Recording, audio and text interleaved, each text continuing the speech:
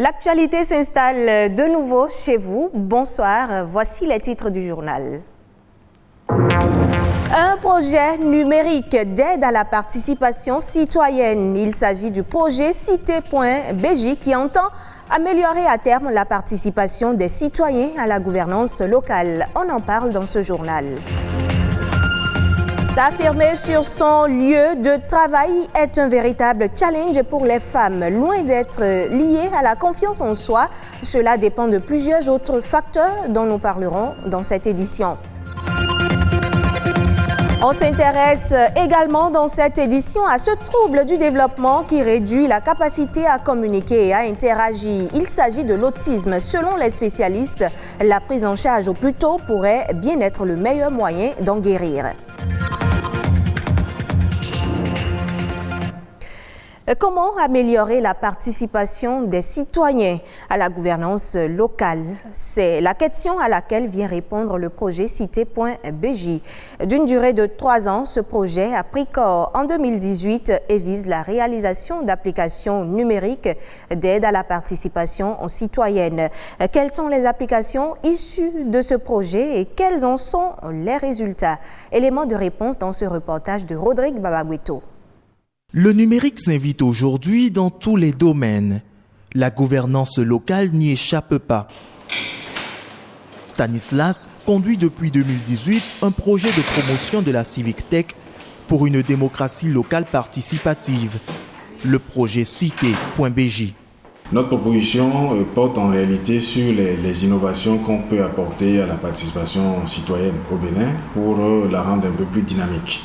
Et nous avons choisi d'introduire plutôt des outils numériques pour permettre aux citoyens, quelle que soit la distance qui les sépare de la mairie, de pouvoir interagir efficacement et activement avec les autorités locales. Et en 3 années d'existence, nous avons mis en œuvre un certain nombre d'initiatives dans les 4 communes bénéficiaires du projet, à savoir Banikwara dans l'Alibori, Boikon dans le Zou, nous avons Tofo dans l'Atlantique, et à Franco dans le Mi.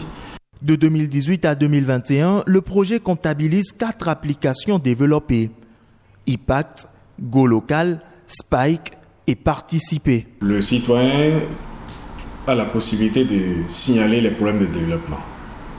S'il y a une route qui n'est pas praticable, s'il y a des feux tricolores qui sont défaillants, s'il y a des toitures qui sont décoiffées, toitures des écoles, des centres de santé par exemple, le citoyen a la possibilité d'informer la mairie tout en géolocalisant précisément l'endroit où ça se passe. Là, ça facilite la tâche aux services techniques de la mairie qui savent d'emblée que les défaillances signalées, c'est à tel endroit.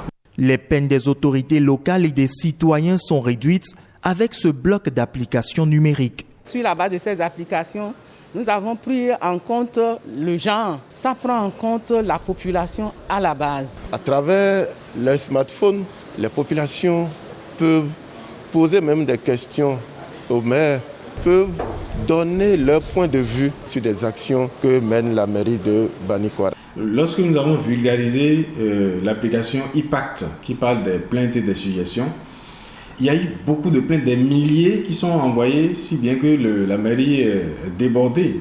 Le projet Cité.bj marque un tournant dans la transformation des communes en Smart Cities.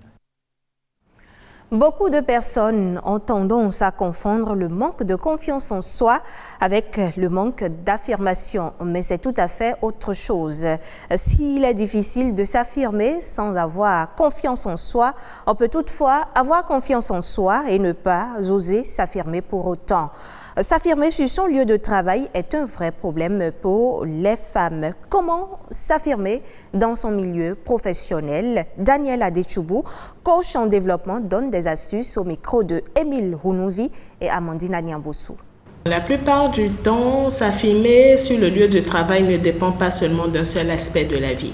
Il ne s'agit pas seulement du physique. S'affirmer sur le lieu de travail commence également avec vous qui développez des valeurs. Parce que souvent, votre valeur vous donne de la valeur de l'entreprise. Lorsque vous avez des valeurs, vous êtes difficilement remplaçable. La femme, on se focalise sur un aspect et on laisse les autres aspects. Si je suis assise sur une chaise, c'est parce qu'il y a 4 pieds. S'il y a un pied qui manque, je suis en déséquilibre. Donc, Safimé tient compte de 3-4 grands aspects majeurs. Et capacité à pouvoir gérer ses émotions. Si je suis une femme et qu'on ne peut pas me mettre dans un travail sous pression, je me mets en colère tout de suite, c'est moi qui crie, j'aurai des difficultés à m'affirmer sur le plan professionnel. Parce que la plupart du temps, elle s'attache souvent au fait que je viens au travail, je fais mon travail. Si ce n'est pas l'aspect physique, c'est que je viens au travail, je fais mon travail.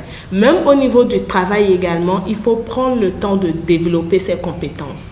Ne travaillez pas seulement pour venir au travail, travaillez pour devenir expert dans ce que vous faites. Osez également exprimer son idée, ne pas avoir peur de faire des erreurs. Osez exprimer son idée, osez exprimer ses compétences, ne pas avoir peur des erreurs. Et ce que je dirais à ces femmes qui n'arrivent pas à s'affirmer professionnellement, c'est que si elles sont arrivées jusque-là dans leur carrière, c'est parce qu'elles ont quelque chose en elles qui a de la valeur, dont l'entreprise a besoin, dont le Bénin a besoin, dont leur nation a besoin.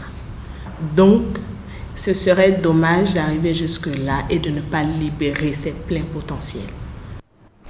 Madame, monsieur, avez-vous jamais entendu parler de l'autisme? Peut-être avez-vous déjà vu un patient qui en est atteint sans le savoir. L'autisme se définit comme un grave trouble du développement qui réduit la capacité à parler et à interagir. Cependant, bien que ce trouble soit incurable, un traitement peut aider le patient. Comment réussir à traiter un autiste? Eh bien, la prise en charge au plus tôt pourrait bien être le meilleur moyen. C'est ce que nous explique ce reportage.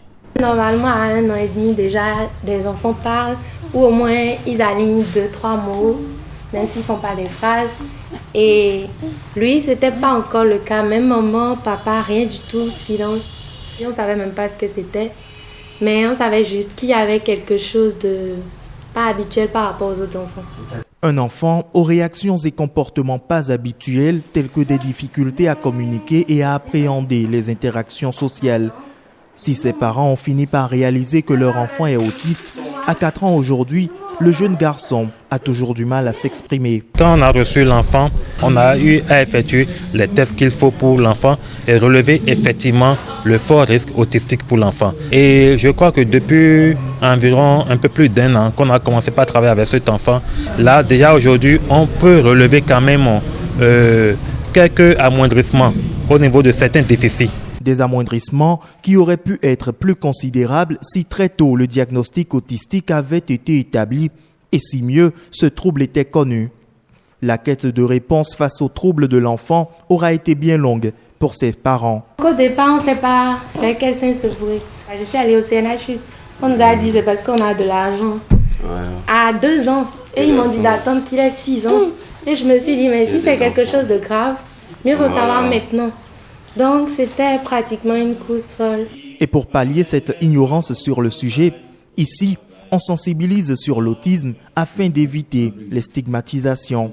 Nous avons constaté que l'autisme n'est pas très connu et que les enfants autistes sont marginalisés et les enfants sont traités d'enfants possédés, enfants sorciers. Et il y a beaucoup de discrimination. Donc il faut déjà commencer par en parler, commencer par dire comment ça se fait, ça se manifeste, quels en sont les signes, et il faut commencer par déconstruire les fausses idées qui se posent sur la question. Appelé également trouble du spectre, l'étendue et la gravité des symptômes sont très variables, mais seule une détection précoce peut favoriser le développement et l'apprentissage. Aujourd'hui, les recherches ont beaucoup évolué et déjà à partir de 12 mois, on peut déjà commencer par dépister les risques autistiques chez l'enfant. Au jour d'aujourd'hui, rien n'a encore été prouvé par rapport aux causes de l'autisme. On sait que c'est une défaillance, c'est un souci au niveau du cerveau. Il suffit de diagnostiquer très tôt, il suffit de mettre la prise en charge, l'orientation thérapeutique qu'il faut pour que tout le monde s'en sorte et il n'y a plus du tout de problème. Il n'est jamais trop tôt pour agir. Un retard n'est pas toujours un signe inquiétant. Dès les premiers signes, il faut vite agir pour son enfant.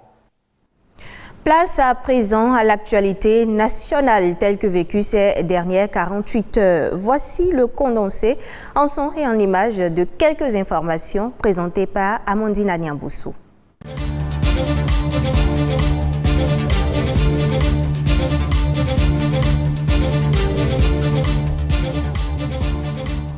Dans la délivrance des différents documents de séjour, les représentations diplomatiques doivent désormais tenir compte des actes issus des réformes sur l'état civil au Bénin. Pour permettre aux missions consulaires accréditées au Bénin de s'imprégner des 10 actes, l'Agence nationale d'identification des personnes a organisé un atelier d'information à leur endroit, un rendez-vous de promotion des produits d'identification en cours en République du Bénin. L'atelier vise une mise à jour de l'information au niveau de toutes les missions consulaires impliquées dans la manipulation des nouveaux actes. La rencontre donne l'occasion aux missions consulaires accréditées au Bénin de mieux se familiariser avec la nouvelle forme des actes et les moyens de leur authentification afin que des actes frauduleux ne soient pas introduits dans les services diplomatiques. Le gouvernement, au chevet des sinistrés de Ouidah, l'inondation fait des victimes dans certaines localités de la commune. Une délégation gouvernementale témoigne la compassion et la solidarité de l'État aux sinistrés. Ils reçoivent une aide financière, des kits humanitaires et bien d'autres produits d'utilité. Les raisons de cette inondation sont bien connues. Selon un communiqué rendu public par le ministre du Cadre de vie et du Développement durable, la fermeture de l'embouchure, la bouche du roi en février dernier, est à la base de ce phénomène. Cette situation n'est pas sans conséquences. L'autorité ministérielle a invité les populations touchées à la vigilance, à la prudence et au respect des règles d'hygiène. Le port du casque devient obligatoire pour tout conducteur et passager de véhicules à moteur à 2 roues dans le département de Littoral. Les populations de Cotonou ne peuvent donc plus circuler sur des engins à 2 roues sans porter un casque de protection. Un arrêté préfectoral fait obligation aux citoyens roulant à 2 roues de se munir de leur casque. Il leur est également interdit de remorquer plus d'un passager. Le directeur départemental de la police républicaine et le commissaire central de la ville de Cotonou sont chargés de l'application stricte de ces dispositions.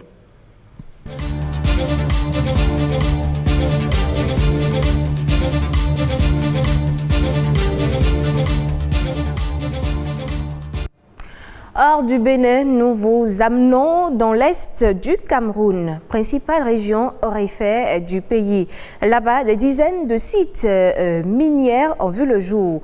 Une ruée vers l'or qui a de graves conséquences, notamment sur les cours d'eau. Parmi les victimes de cette pollution, les rares colonies d'hippopotames que compte encore le pays. Reportage. Des mini-cratères sur le rivage d'un cours d'eau. Un des nombreux sites miniers dédiés à l'exploitation aurifère le long du fleuve Kadéi, qui abrite une des dernières colonies d'hippopotames de l'Est Cameroun.